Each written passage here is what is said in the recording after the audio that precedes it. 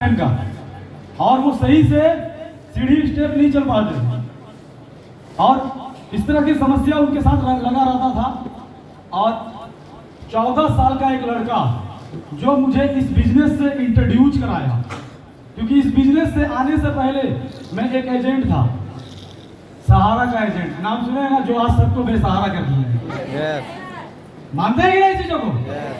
आज बेसहारा कर दिया। उसका एजेंट था और काम करते थे टेम्परोरी, और हजारीबाग में रहते थे। वो लड़का मुझे फोन किया, क्योंकि समस्या पिताजी को रहता था। वो लड़का फोन किया मुझे कि भैया जी आइए ना, जबरदस्त काम भी आया है और कुछ दवाओं का काम है। तो पिताजी को समस्या रहती थी, तो माइंड काम के चलो मिल लेते हैं। वो लड़का के पास गए, हम बोले कि तुम्हारे पास हम आएंगे शनिवार के दिन, क्योंकि हजारीबाग में जब हम रहते थे तो मंडे टू शनिवार तक रहते थे हजारीबाग में। कुछ हम लोग जो काम करते थे उस चीज के लिए, और शनिवार से आकर घर चले जाते थे कुनार डैम में, जहाँ सर का ससुराल है। एक बार जोरदार तालियां सर के लिए। उस समय से जुड़े हैं। मैं बता रहा हूँ जो फ्रैंक बातें क्यों की बात ससुराल की, क्योंकि वहां से मैं भी था, समझ रहे ना। तो गए हम, लड़का मिलाया, बोला नहीं इस तरह से काम है, सिंपल एकदम बता रहा कि आप ये काम कीजिए, पेशेंट जांच कराइए, दवा होगा, ये समझा नहीं पाया वो मुझे, जो है ना इस बिजनेस को समझा नहीं पाया। मैं उससे एक ही चीज बोला, नरेश नाम था उस लड़का का, आज भी मुझे कहते हैं ना इस बिजनेस से इंट्रोड्यूस कराने वाले हैं, और नमन करते हैं आज भी उनको, क्योंकि आज वो इस इंडस्ट्री में नहीं है, मगर मुझे इस जगह पर लाके खड़ा कर दिया। इसे कभी भी अपने अपलाइन जो आपको इंट्रोड्यूस किए उसके साथ कभी भी मिसबिहेव या उसका कोई भी बात नहीं करना है। तो मैं उससे एक ही चीज बोला कि आप मुझे अपने अपलाइन के पास ले चलिए, क्योंकि मैं नेटवर्क इंडस्ट्री कर रहा था पहले एक और, साथ में आरसीएल का नाम सुने होंगे आप लोग, बहुत सारे लोग जानते भी हैं। तो मैं बोला कि आप एक काम करो, मुझे अपने अपलाइन के पास ले चलो। अब वो क्या किया, उठाया और सीधा हमारे गुरु सर के पास लेके आ गए, सादा सर के पास बैठा दिया। और सर उस समय कुछ बताएं मुझे, और उस समय से मैं बोले ठीक है सर, हम स्टार्ट करते हैं इस चीज को। तो पिताजी को समस्या था, हम पिताजी को कुछ सप्लीमेंट चलाएं, कुछ इसका सप्लीमेंट को चलाएं विद इन 3 मंथ, और 3 मंथ में पिताजी का जो रिजल्ट था वो 75% था।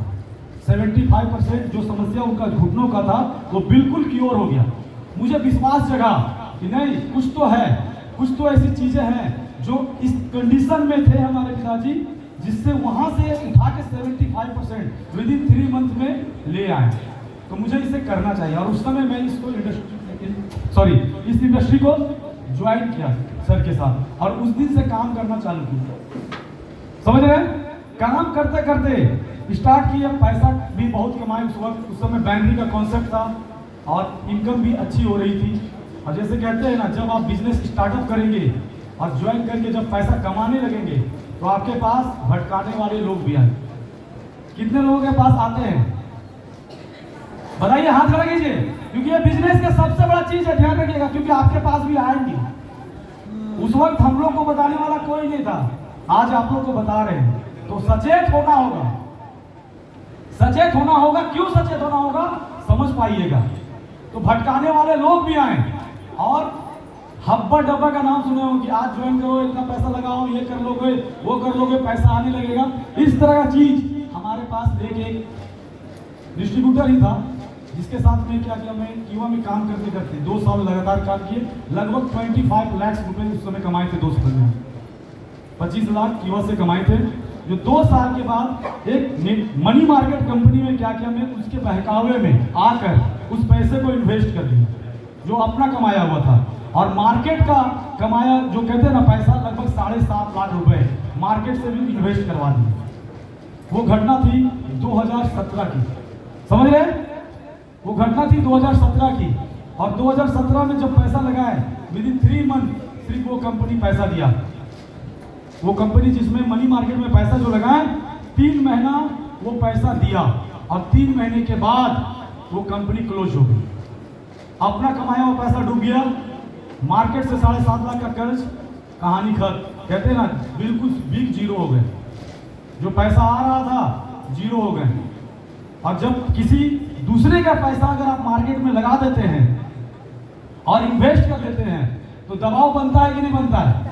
यस या नो? यस या नो? बनता है ना, वो दबाव मेरे ऊपर में भी बनाने लगे वो लोग जिनकी पैसा डूबा। अपना पैसा डूब गया कोई दिक्कत नहीं, फिर कमा लेंगे, ये मन में चलता था। मगर मार्केट की जो पैसा डूबे ना, वो लोग प्रॉब्लम क्रिएट करने लगा। और एक ऐसा समय आ गया कि बिल्कुल चाय पीने की भी पैसे नहीं थी हमारे पास, और मार्केट का कर्ज अलग से था, और उसके दबाव के कारण मैं सुसाइड अटेम्प्ट भी करने वाला था।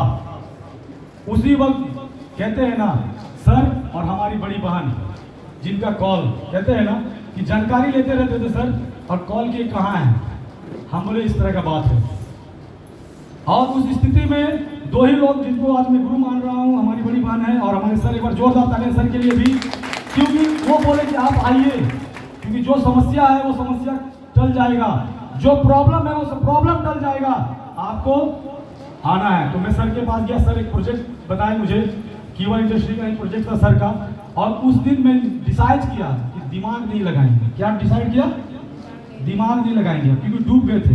और सर बोले, सर को एक ही चीज कि मुझे ड्रीम है सर, मुझे अपना कार चाहिए, पहला ड्रीम कि मुझे अपना कार चाहिए, महीने की 1 लाख की इनकम चाहिए। बोले जो प्रोजेक्ट बता रहे हैं वही काम कीजिए। मैं बोला सर आप जो बोलिएगा, जैसे बोलिएगा, जिस तरह से बोलिएगा वही काम करेंगे, एक्स्ट्रा कुछ भी नहीं करेंगे। और उस दिन से जो सर बताते हैं बस वही चीज करते हैं, एक्स्ट्रा दिमाग नहीं लगाते हैं।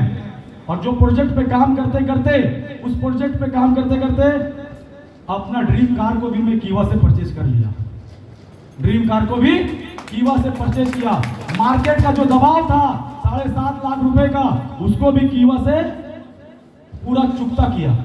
आज मार्केट में शान से घूमते हैं, शान से, क्योंकि जब किसी का कर्ज रहेगा ना, घूमने का आपको ये नहीं रहेगा, लोग कहीं ना कहीं से आपके साथ में कुछ अभद्र बात करने लगेंगे। होता है कि नहीं?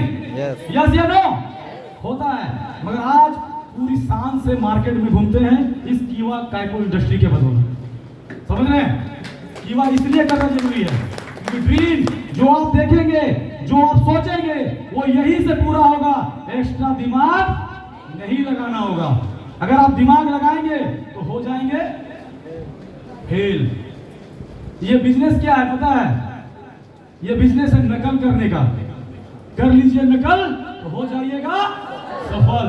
बस यही बिजनेस है ये, एक्स्ट्रा और कुछ नहीं है। जो बताया जाता है, जो समझाया जाता है, बस आपको उसको करते रहना होगा। क्योंकि कोशिश करने वालों की सर क्या बताए, ऐसा सोचना है क्या? क्या सोचना है? क्या सोचना है?